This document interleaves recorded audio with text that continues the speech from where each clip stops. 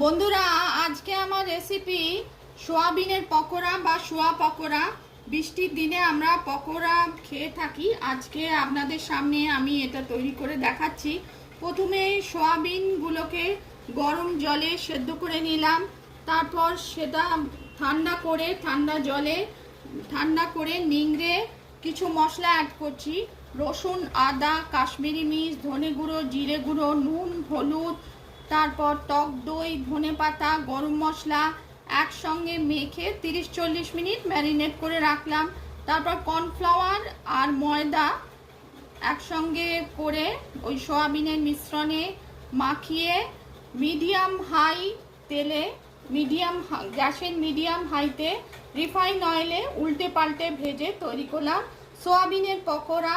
Recipe পছন্দ হলে like করবেন, চ্যানেলটিকে সাবস্ক্রাইব করার অনুরোধ রইল। মনসুন